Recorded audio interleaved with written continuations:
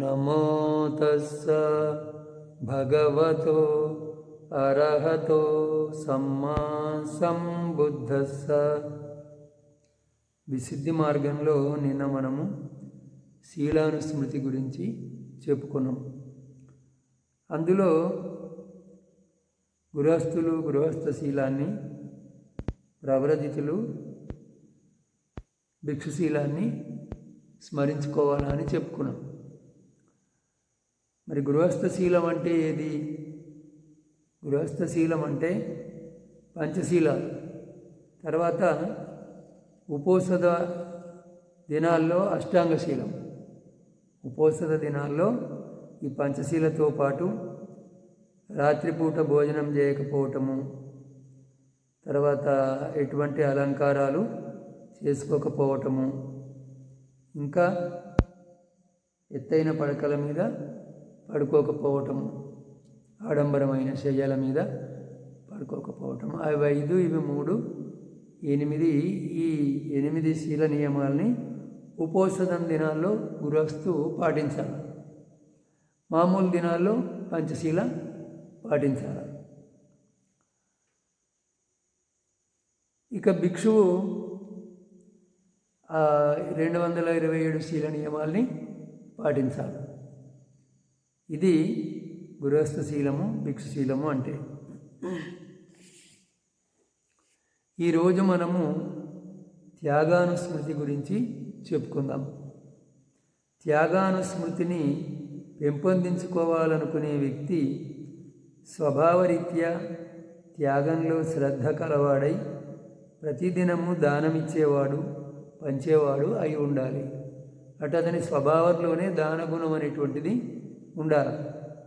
లేదా అభ్యాసాన్ని ఆరంభించాలనుకునే వ్యక్తి, పోనీ ఇదివరకు తన స్వభావంలో లేదు, ఇప్పుడైనా దీన్ని అలవాటు చేసుకోవాలా అనుకునే వ్యక్తి ఇప్పటి నుండి నేను దానమీయదగిన ఏదైనా వస్తువు ఉన్నట్లయితే దానిని దానమిచ్చేంత వరకు ఒక ముద్ద కూడా తినను అని సంకల్పించుకొని ఆనాడు దానాన్ని పొందడానికి తగిన విశేష గుణాలు కలవారికి తన శక్తి కొలది దానమిచ్చి దానంలో నిమిత్తాన్ని గ్రహించి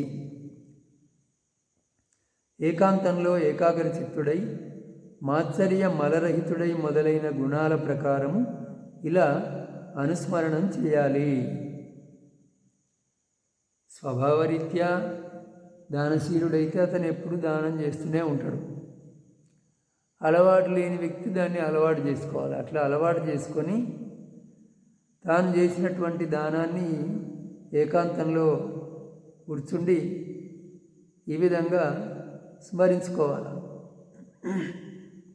మాత్సర్య మలరహితుడై, ఇక్కడ మాత్సర్యం అంటే లోభమే.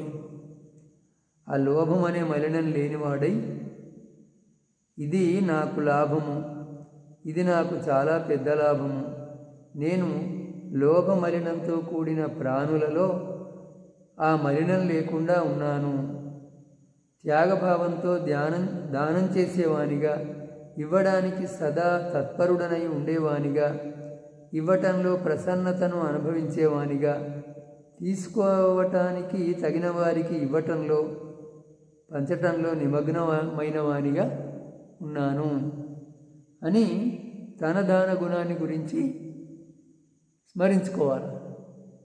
నేను తీసుకోవడానికి తగిన వారికి ఇవ్వడానికి సిద్ధంగా ఉన్నటువంటి వాణ్ణి, సదా దాన కర్మలో తత్పరుడనై ఉండేవాణ్ణి అని ఈ విధంగా స్మరించుకోవాలి. నాకు చాలా లాభం, ఎందుకనగా ఆయువును ఇచ్చి దివ్య లేదా మానవ జీవితాన్ని పొందుతాను, ఇంకా ఇచ్చేవాడు ఇష్టమైన వాడు అవుతాడు, అతనిని అనేక మంది వెంబడించి ఉంటారు. ఇది అంగుత్తర నికాయలో చోట చెప్పబడ్డది. దానం ఇచ్చి దివ్య జీవితాన్ని లేదా మానవ జీవితాన్ని పొందుతా అంటే దానం ఇచ్చి సంకల్పం చేయటం, ఈ దాన ఫలంగా నేను దివ్యలోకంలో జన్మించునుగాక అని, లేదా మానవలోకంలో జన్మించునుగాక అని సంకల్పం చేయటం, అదొకటి. తర్వాత ఇచ్చేవాడు అందరికీ ఇష్టమైన వాడు అవుతాడు. అందరూ ఆ ఇచ్చేవాడి వెంట తిరుగుతూ ఉంటారు. లోకంలో మనం సాధారణంగా చూసే దృశ్యమే ఇది. అదేవిధంగా సజ్జనుల ధర్మానికి తగినట్లుగా ఇచ్చేవాడు ఇష్టమైన వాడు అవుతాడు. సరే, ఇది ఎట్లా చెప్పుకున్నా అర్థం అదే. ఇచ్చేవాడు అందరికీ ఇష్టమైన వాడు అవుతాడు అని ఈ విధంగా దాతకు దొరుకుతాయని భగవానునిచే మెచ్చుకొనబడిన లాభాలు నాకు తప్పక దొరుకుతాయి. దీనివల్ల కలిగే ఈ లాభాలు నాకు తప్పక దొరుకుతాయని అనుకుంటాడు. లాభాన్ని పొందిన వాడను అంటే నేను శాసనాన్ని లేదా మనుష్యత్వాన్ని పొందినాను, ఇది నాకు గొప్ప లాభము. నేను లోభవశీభూతులైన మనుష్యుల మధ్య దానమివ్వటంలో పంచటంలో నిమగ్నమై ఉన్నాను. అంటే నేను మనుష్యత్వాన్ని పొందిన, శాసనాన్ని అంటే బుద్ధుని బోధన కూడా పొందిన, ఇది గొప్ప లాభము అని. ఇంకా నేను లోభమలినంతో ఆవరింపబడి ఉన్న మానవుల మధ్య ఆ మలినం లేకుండా ఉన్నా. మాత్సర్య మలం పోయినవారు అంటే అదే అర్థం. ఇక రాగద్వేషాది మలినాలు లోభం లేకపోవటం వలన మలరహితమైన చిత్తం కలవాడై ఉంటాడు.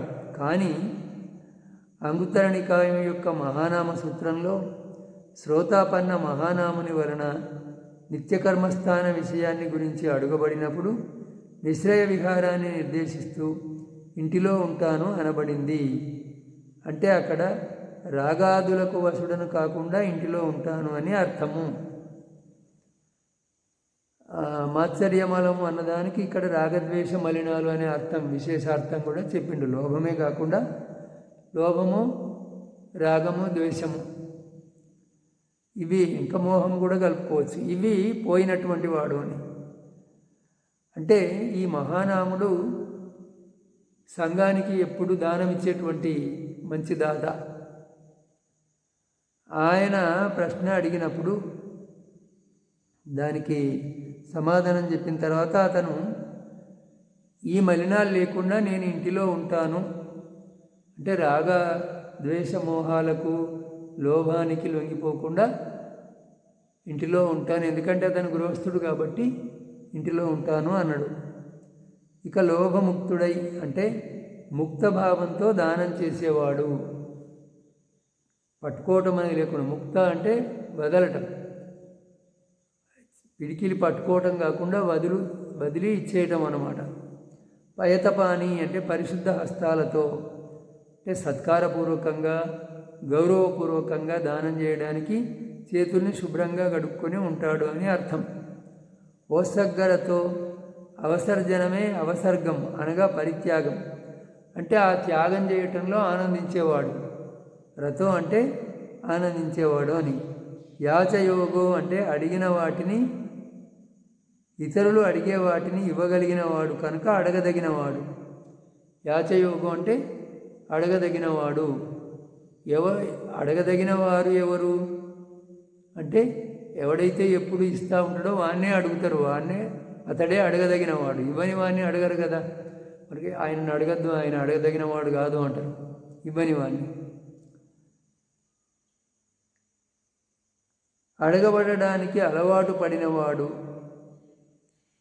దాన సంవిభాగరతో ఇవ్వటంలో పంచటంలో నిమగ్నమైన నేను దానమిస్తాను, నేను అనుభవించదగిన వాటిని కూడా ఇతరులకు పంచిపెడతాను, నేను ఈ రెండింటిలోనే నిమగ్నమై ఉన్నాను అని అనుస్మరణం చేస్తాడు అని ఈ విధంగా తాను చేసేటువంటి ఆ దానాన్ని గురించి స్మరించుకుంటూ ఉంటాడు. ఇలా లోభమలిన రహితము మొదలైన గుణాలను అనుసరించి తన త్యాగాన్ని మరలా స్మరిస్తాడు. ఆ సమయంలో అతని చిత్తము రాగంతో, ద్వేషంతో, మోహంతో అలజడిని పొందదు, ప్రశాంతంగా ఉంటుంది. ఆ విధంగా అతను తాను చేసినటువంటి దానం మీద చిత్తాన్ని నిలిపినప్పుడు క్రమంగా నీవరణాలు శాంతించి ఉపచార సమాధి లభిస్తుంది. ధ్యానాంగాలు ఉత్పన్నమై ఉపచార సమాధి లభిస్తుంది. కానీ త్యాగ గుణాల, అది ఇంతకుముందు చెప్పుకున్నాం కదా, అర్పణ కాకుండా ఉపచారం మాత్రమే లభిస్తుంది. ఎందువల్ల అంటే త్యాగ గుణాల యొక్క గాంభీర్యం వలన, తాను చేసిన నానా దానాన్ని స్మరించుకోవటం వలన మనసులో పూర్తి చలనం పోదు. కాబట్టి ఉపచార సమాధి మాత్రం లభిస్తుంది. అందువల్ల ఈ త్యాగాది గుణాలను స్మరించటం వల్ల లభించేది కనుక త్యాగానుస్మృతి అనబడుతుంది. ఇది ఈ త్యాగానుస్మృతిలో నిమగ్నమైన భిక్షువు త్యాగం పట్ల ఇంకా ఎక్కువ ఇష్టాన్ని కలిగి ఉంటాడు. అలోభానికి ప్రాధాన్యత ఇస్తాడు. అతడు మైత్రీ భావనకు తగినట్లుగా పనిచేసేవాడు, నిర్భీకుడు, ప్రీతి ప్రామోద్యాలను అధికంగా కలిగి ఉంటాడు. ఈ విధంగా త్యాగాన్ని స్మరించుకునే భిక్షువు ఇంకా దానాన్ని చేసేవాడుగా ఉంటాడు. అలోభానికి ప్రాధాన్యత ఇస్తాడు. అంటే ఊరికే కూడబెట్టుకోవాలా, దాచుకోవాలా, ఎవరికేమి ఇవ్వద్దు అనే గుణాన్ని వదిలిపెట్టడు. మైత్రీ భావనకు తగినట్లుగా పనిచేసేవాడుగా, మైత్రీ భావన ఉన్నవాడే దానం చేయగలుగుతాడు ఎంతో కొంత. మైత్రీ భావన లేనివాడు దానం చేయడు కదా. అందువల్ల ఆ మైత్రీ భావనకు అనుకూలంగా ఉండేవాడు, భయం లేనివాడు, ప్రీతిని సంతోషాన్ని అధికంగా కలిగి ఉండేవాడుగా ఉంటాడు. అందువలన ఇటువంటి గొప్ప గుణాలను కలిగిన త్యాగానుస్మృతి అభ్యాసంలో మేధావి అయిన భిక్షువు సదా అప్రమత్తుడై ఉండుగాక. ఇది త్యాగానుస్మృతి యొక్క విస్తృతమైనటువంటి వర్ణనము. అంటే ఇంతటితో త్యాగానుస్మృతి అయిపోయింది. ఇంకా ఆ తర్వాత ఈ 6 అనుస్మృతుల్లో దేవతానుస్మృతి ఒకటే ఉన్నది. దాని గురించి మళ్ళీ చెప్పుకుందాం.